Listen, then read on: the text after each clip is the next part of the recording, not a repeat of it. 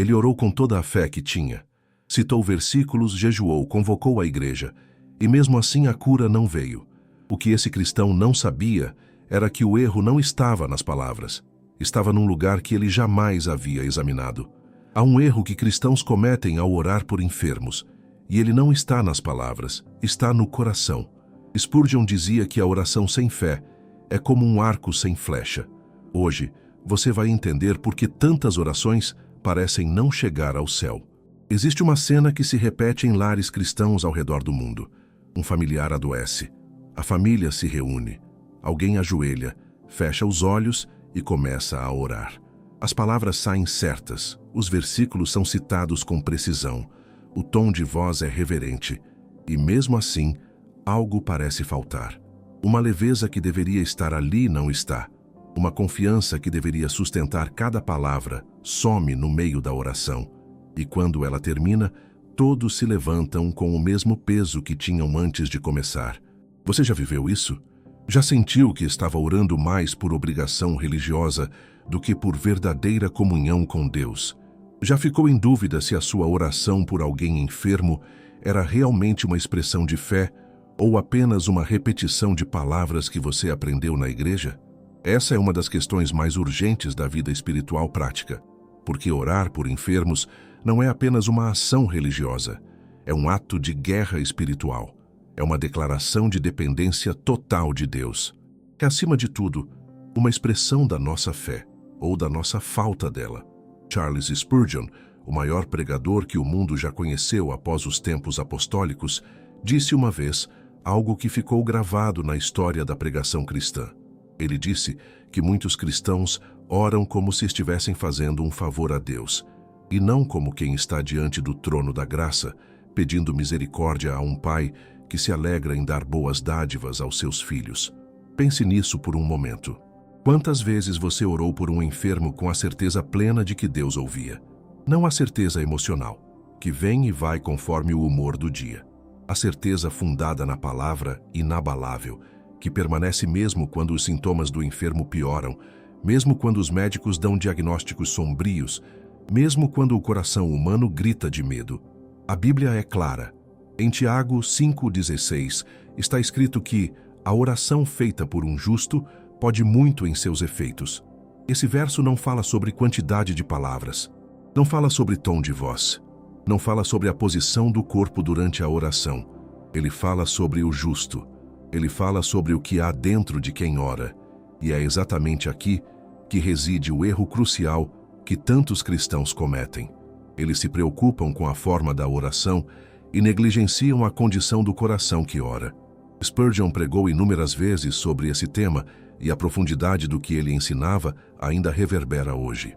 Ele dizia que não é a eloquência das palavras que move o braço de Deus, mas a sinceridade da fé que a sustenta. Uma oração simples, pronunciada por um coração limpo e cheio de confiança em Deus, vale infinitamente mais do que 1000 palavras bem construídas, saídas de um coração dividido, cheio de dúvidas e medos escondidos. Precisamos entender que orar por enfermos é diferente de simplesmente falar sobre o enfermo diante de Deus. Há uma diferença enorme entre apresentar um problema a Deus e crer que Ele é capaz e disposto a agir. E é nessa diferença que muitos tropeçam.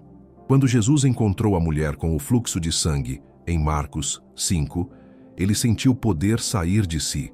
Mas perceba, havia uma multidão inteira pressionando Jesus naquele momento. Muitos o tocavam, mas apenas uma pessoa o tocou com fé. Apenas uma pessoa chegou àquele instante com o coração rendido, desesperado, mas acima de tudo crente. E foi essa pessoa que recebeu a cura. Isso nos ensina algo precioso. Não é a proximidade física com as promessas de Deus que nos transforma. Não basta conhecer os versículos sobre cura. Não basta saber que Deus é o Senhor que te cura, o Senhor Rafá. É preciso chegar diante dele com um coração que verdadeiramente crê no que proclama. Mas aqui surge a pergunta que muitos fazem em silêncio, com vergonha de pronunciar em voz alta. E se eu não conseguir ter essa fé? E se ao orar eu sentir dúvida? E se o medo de perder o enfermo for maior do que a confiança de que Deus vai agir? Essa é uma das questões mais honestas que um cristão pode fazer. E a resposta não está numa lista de técnicas para aumentar a fé. A resposta está em entender o que a fé realmente é e quem a concede. Romanos 10:17 diz que a fé vem pelo ouvir e o ouvir pela palavra de Deus. Isso significa que a fé não é um esforço humano. Ela não é uma emoção que você fabrica. Ela é uma obra do Espírito Santo, produzida dentro de você à medida que você mergulha nas Escrituras e vive em comunhão com Deus. Então, o erro crucial começa muito antes do momento da oração. Ele começa no cotidiano do cristão. Começa na ausência de intimidade com Deus. Começa quando a Bíblia fecha e não é mais aberta por dias. Começa quando a oração pessoal se torna esporádica, apressada, cheia de pedidos e vazia de adoração.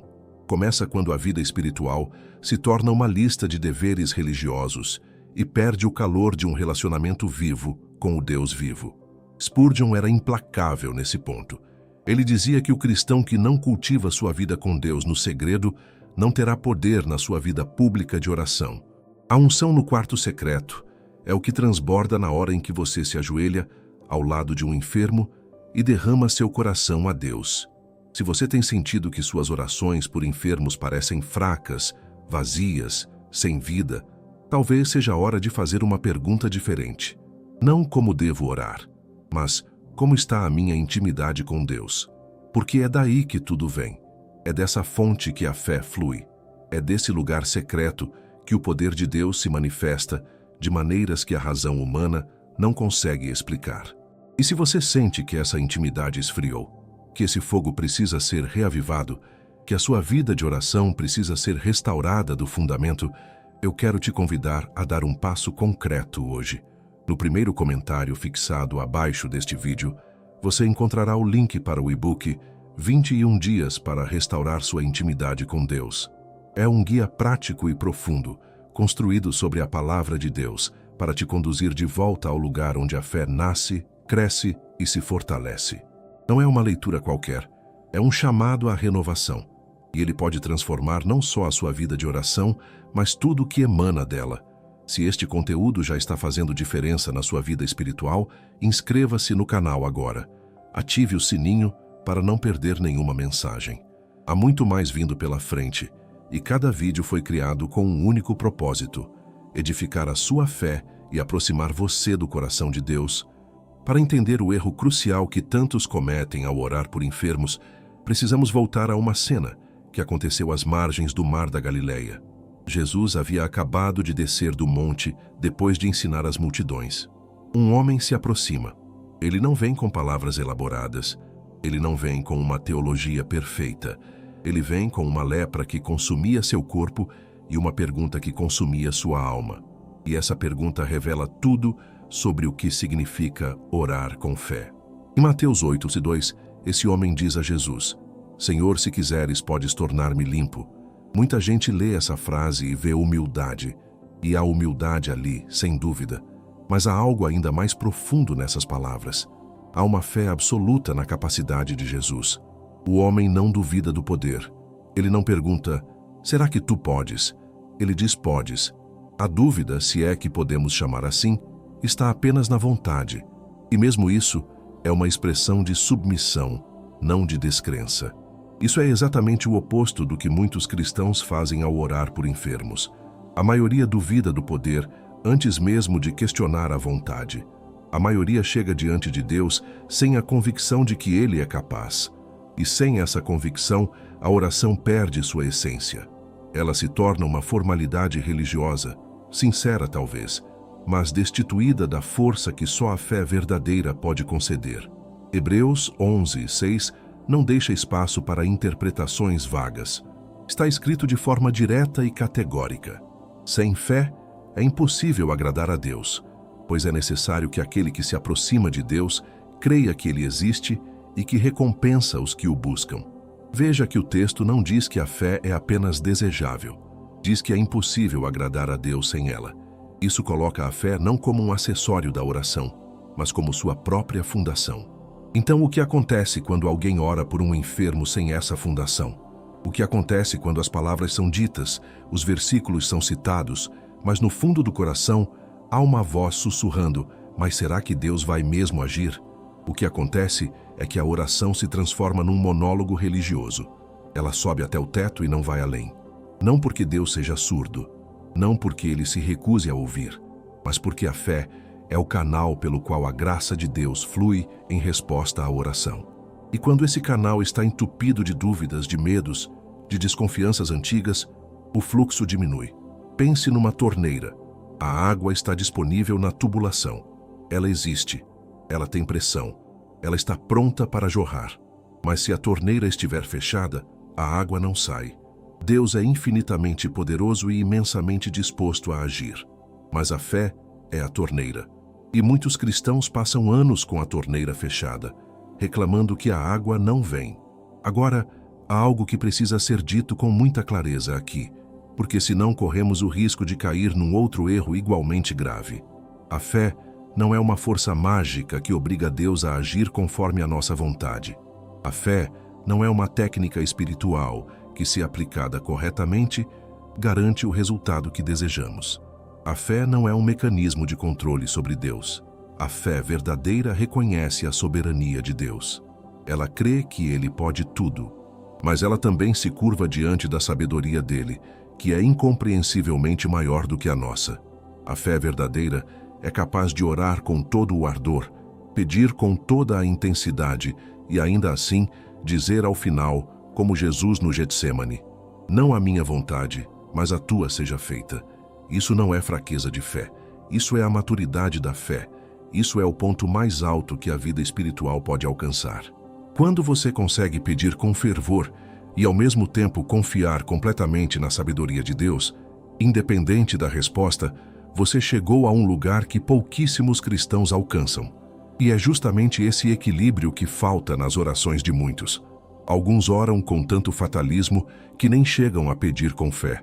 Outros oram com tanta presunção que transformam a oração numa ordem dada a Deus. E ambos os extremos estão errados. Ambos distorcem o que a Escritura ensina sobre a oração de fé. Em 1 João 5,14 está escrito: esta é a confiança que temos nele, que se pedirmos alguma coisa segundo a sua vontade, ele nos ouve. Veja o equilíbrio magistral desse versículo. Há confiança, isso é fé. Há pedido, isso é oração. E há alinhamento com a vontade dele, isso é submissão. Os três elementos juntos formam o que a Bíblia chama de oração eficaz. Quando você ora por um enfermo, você precisa dos três. Você precisa da confiança de que Deus ouve e que ele age.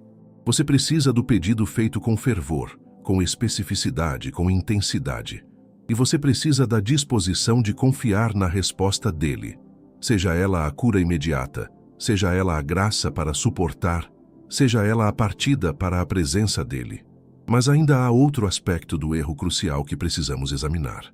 É o aspecto que mais machuca, porque envolve algo que muitos carregam em silêncio: a culpa pela falta de cura.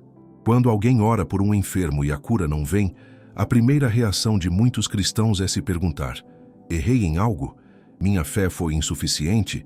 Deus não atendeu porque eu falhei?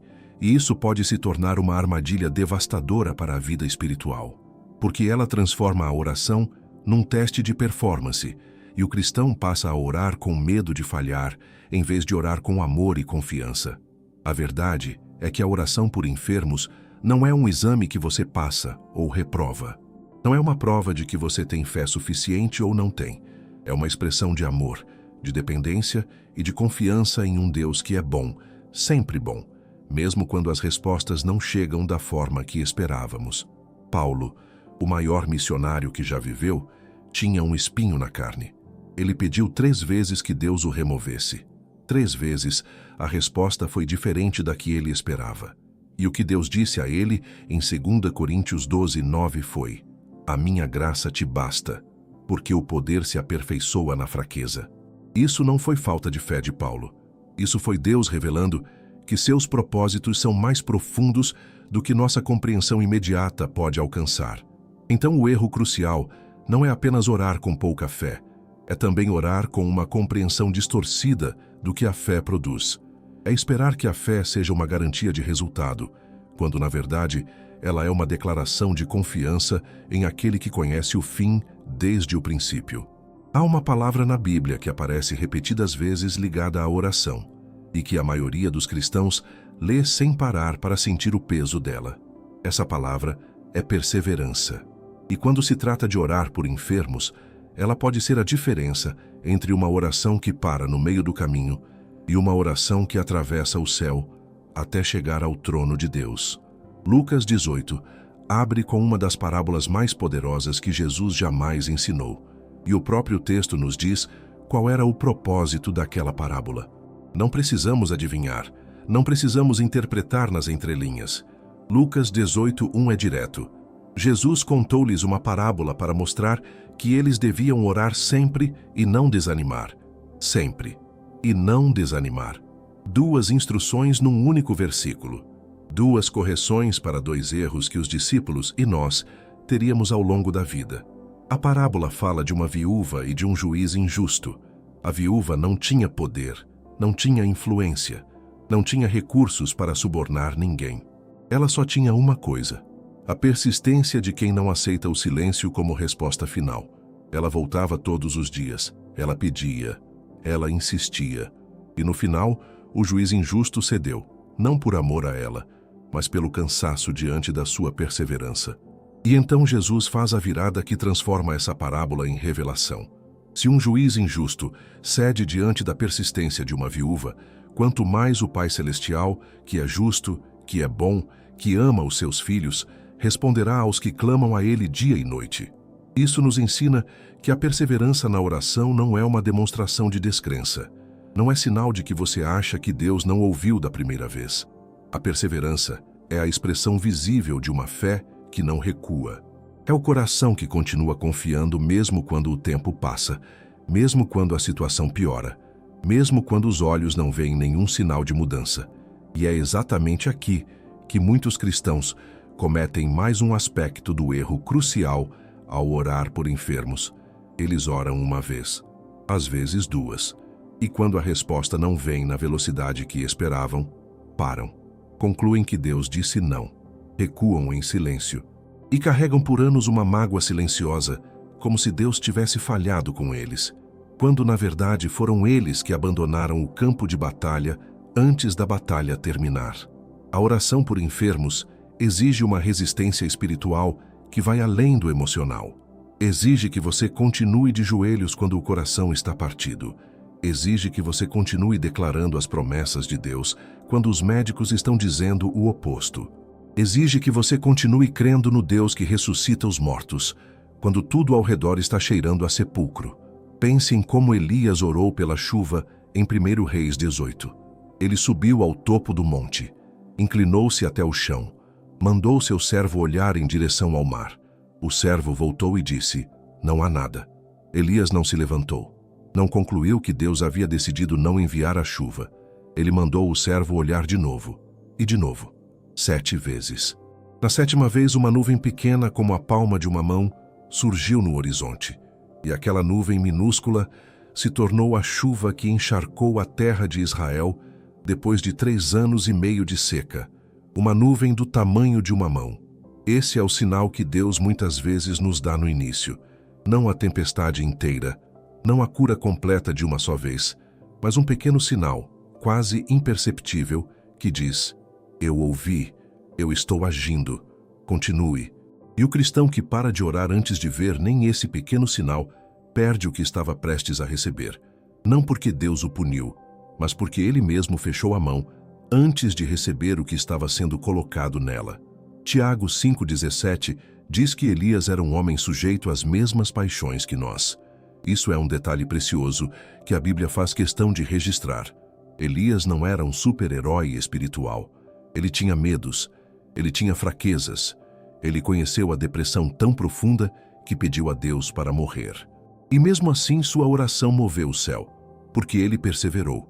Isso significa que você também pode, que as suas limitações não são impedimento para a oração poderosa, que as suas lágrimas não enfraquecem o seu pedido. Pelo contrário, elas o tornam mais real, mais humano, mais verdadeiro diante de um Deus que é Pai e que se comove com a dor dos seus filhos. O Salmo 34:18 Diz que o Senhor está perto dos que têm o coração quebrantado e salva os que têm o espírito abatido. Não está perto dos que têm tudo resolvido.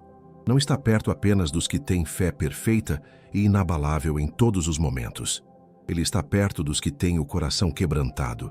E ao orar por um enfermo, muitas vezes é exatamente esse o coração que você traz. Quebrantado pelo amor, pela preocupação, pelo medo de perder alguém querido. Traga esse coração. Traga-o todo. Não esconda a dor atrás de palavras religiosas. Não finque uma voz mais firme do que você realmente está sentindo. Deus não se impressiona com a nossa capacidade de parecer fortes. Ele se move diante da nossa disposição de ser honestos com Ele. Há ainda outra dimensão da perseverança que poucos consideram. É a perseverança na intercessão coletiva. A Bíblia registra em Atos 12 que quando Pedro foi preso e a morte parecia certa, a igreja se reuniu na casa de Maria e orou sem cessar. Sem cessar. Não uma vez. Não uma reunião de oração. Sem cessar. E o anjo de Deus entrou na prisão. As correntes caíram, as portas se abriram e Pedro saiu livre. Quando você ora sozinho por um enfermo, há poder nisso. Mas quando você convoca outros irmãos na fé para orar juntos, há um poder diferente que se manifesta. Não é uma soma aritmética. É uma multiplicação espiritual. Mateus 18:19 registra as palavras de Jesus. Se 2 de vocês concordarem na terra a respeito de qualquer coisa que pedirem, isso lhe será concedido pelo meu Pai que está nos céus. Isso é um convite à oração unida, à intercessão compartilhada, à perseverança coletiva. E quando você está fraco demais para continuar, a fé dos irmãos que oram ao seu lado te sustenta até que a sua própria fé se renove. Perseverar na oração por enfermos é, portanto, uma das expressões mais profundas de amor que um cristão pode oferecer. É dizer à pessoa enferma, mesmo sem palavras, eu não vou parar de lutar por você diante de Deus. É dizer a Deus, eu confio em Ti o suficiente para continuar pedindo, mesmo sem ver ainda. E essa confiança, alimentada dia após dia pela palavra e pela comunhão com Deus, é o solo onde os milagres crescem. Existe um elemento na oração por enfermos que raramente é mencionado nos círculos cristãos e que, quando é ignorado, esvazia a oração de uma das suas dimensões mais poderosas. Esse elemento não é a fé, embora a fé esteja presente nele. Não é a perseverança, embora ela também faça parte. Esse elemento é o arrependimento, a disposição de examinar o próprio coração antes de erguer as mãos em intercessão por outro. Isso pode soar estranho à primeira vista. Você pode estar se perguntando o que o seu coração tem a ver com a enfermidade de outra pessoa. Mas a Bíblia responde essa pergunta com uma clareza que não permite desvio. Tiago 5,16. O mesmo versículo que falamos antes, diz algo que muitos leem pela metade. O texto completo diz assim: confessai, pois, os vossos pecados uns aos outros, e orai uns pelos outros para que sareis. A oração feita por um justo pode muito em seus efeitos. Veja a ordem que o texto estabelece. Primeiro a confissão, depois a oração. Primeiro o exame do coração, depois a intercessão pelo outro. Isso não significa que você só pode orar por enfermos se for perfeito. Não existe cristão perfeito nesta vida. Significa que há uma conexão direta entre a disposição do coração de quem ora e o poder que flui através da sua oração. Significa que o pecado não confessado, a mágoa guardada, o rancor que você alimentou em silêncio, o orgulho que você não reconheceu, tudo isso pode funcionar como um obstáculo invisível que enfraquece a sua intercessão. O Salmo 66:18 diz com uma precisão cortante: se eu tivesse guardado iniquidade no meu coração, o Senhor não me ouviria. Não é uma ameaça. É uma descrição da realidade espiritual. O pecado não confessado cria uma distância entre o coração do homem e o ouvido de Deus. Não porque Deus seja vingativo, mas porque a santidade e a iniquidade não habitam o mesmo espaço sem que haja tensão. Então, quando você vai orar por alguém que está enfermo, há um passo anterior que poucos dão. É o passo do exame. É o momento de sentar diante de Deus em silêncio e perguntar: Senhor, Há algo no meu coração que precisa ser tratado antes de eu erguer minha voz por esta pessoa, e então ouvir, e então responder ao que o Espírito Santo revelar. Isso não precisa ser um processo longo e pesado. Não estamos falando de horas de autoflagelação espiritual. Estamos falando de um coração disposto, humilde, que se apresenta diante de Deus com transparência. E essa disposição por si só já abre um espaço diferente na oração. Há algo mais nesse passo que precisa ser dito e que toca uma ferida que muitos carregam ao orar por enfermos. A questão do perdão. Especificamente o perdão à pessoa enferma. Às vezes, a pessoa pela qual você precisa orar é justamente aquela com quem você tem uma história difícil. Um pai que falhou, uma mãe que magoou, um cônjuge com quem a relação está estremecida, um amigo que te traiu. E agora essa pessoa está enferma e você sabe que deveria orar, mas dentro de você há uma resistência que você talvez nem consiga nomear claramente. Essa resistência tem nome, chama-se falta de perdão, e ela é um dos maiores obstáculos à oração poderosa que existe. Marcos 11:25 registra palavras de Jesus que deveriam ser meditadas por todo cristão que se ajoelha para orar. E quando estiverdes orando, se tiverdes alguma coisa contra alguém, perdoai, para que vosso Pai que está nos céus vos perdoe as vossas ofensas. Jesus não disse, se vocês estiverem de bom humor, perdoem. Ele disse, quando estiverdes orando. Ele conectou diretamente o ato de orar com a necessidade de perdoar. Isso significa que carregar mágoa ao entrar em oração é andar contra a corrente do próprio ensinamento de Jesus. E orar por alguém que você ainda não perdoou é tentar construir uma ponte com a metade dos materiais. Você pode tentar.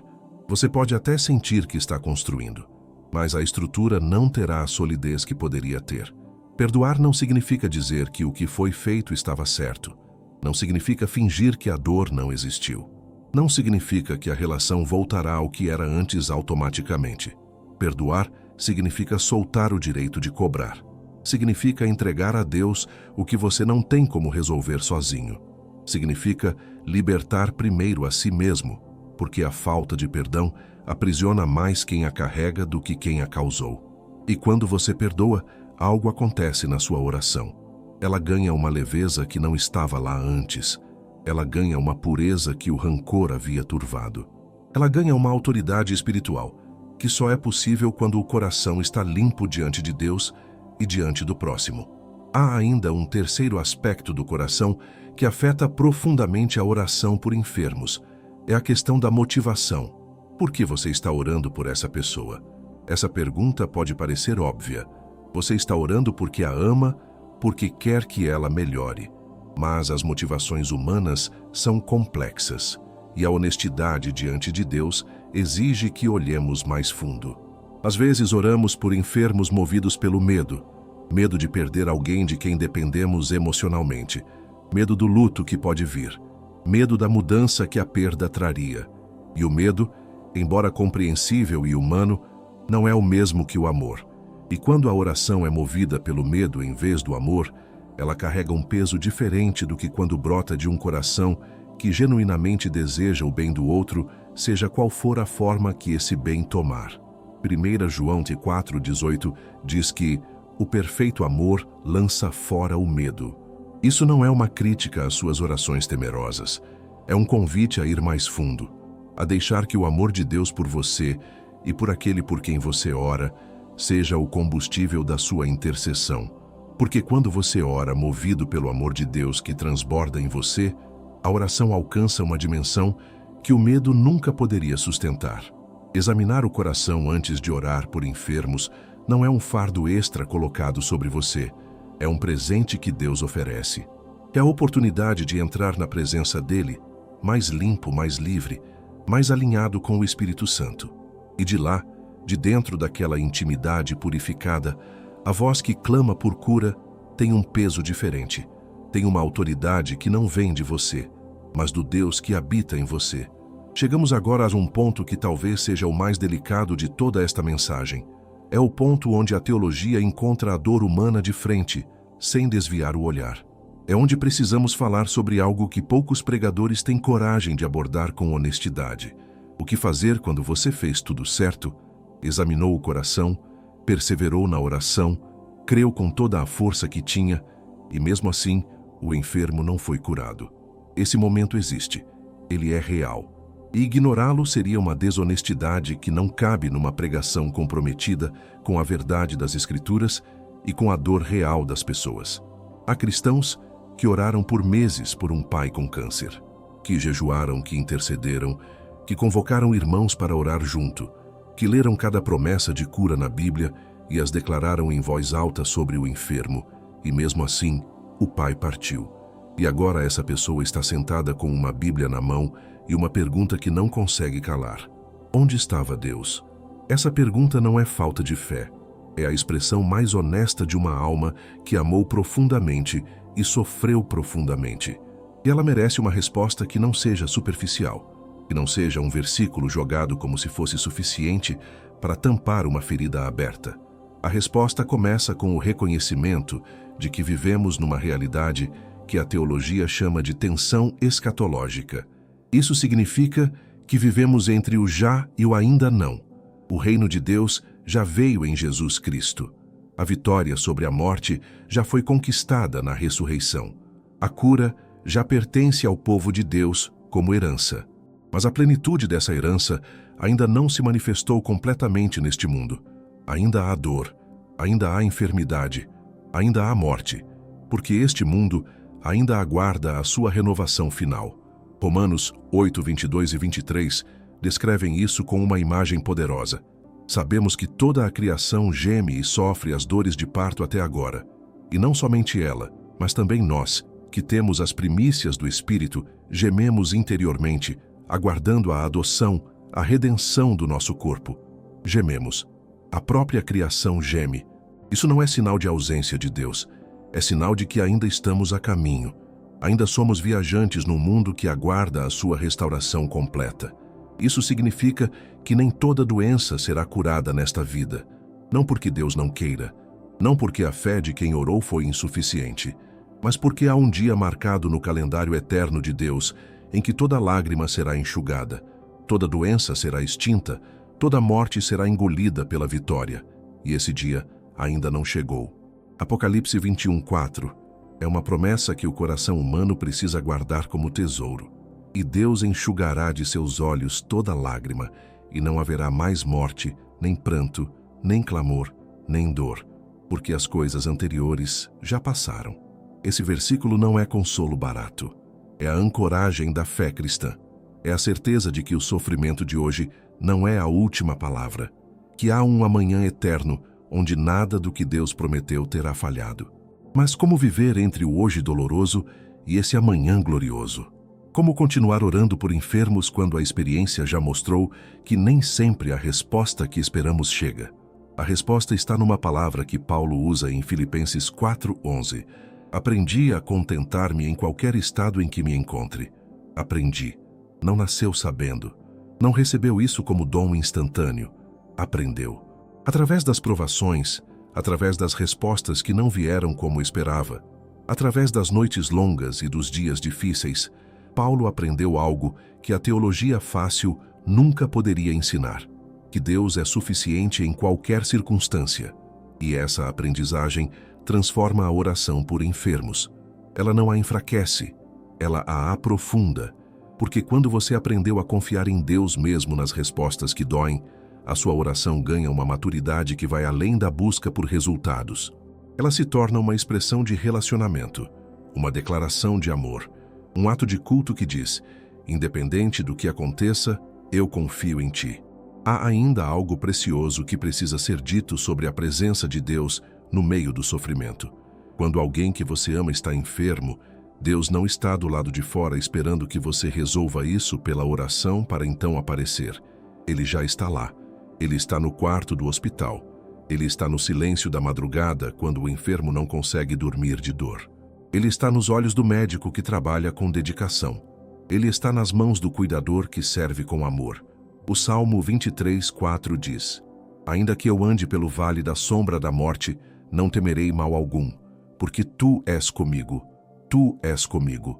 Não, tu estarás comigo quando eu sair daqui. Tu és comigo agora, no vale, no escuro, no meio da doença, da dor, do medo. E quando você ora por um enfermo com essa consciência, a consciência de que Deus já está presente naquele sofrimento, que Ele já está trabalhando de formas que os olhos físicos não enxergam, a sua oração muda de tom. Ela deixa de ser um pedido desesperado para Deus aparecer e se torna uma participação consciente na obra que Ele já está realizando. Orar por enfermos com maturidade espiritual é, portanto, muito mais do que pedir pela cura do corpo. É envolver toda a situação no amor de Deus. É pedir pela paz que excede todo entendimento para o enfermo e para a família. É pedir pela sabedoria dos médicos. É pedir pelo conforto do Espírito Santo no meio da dor. É pedir que Deus seja glorificado, seja pela cura, seja pela graça manifesta no sofrimento, seja pela partida em paz para a presença dele. Quando a sua oração alcança essa amplitude, ela nunca fica sem resposta, porque você está pedindo coisas que estão completamente alinhadas com o coração de Deus.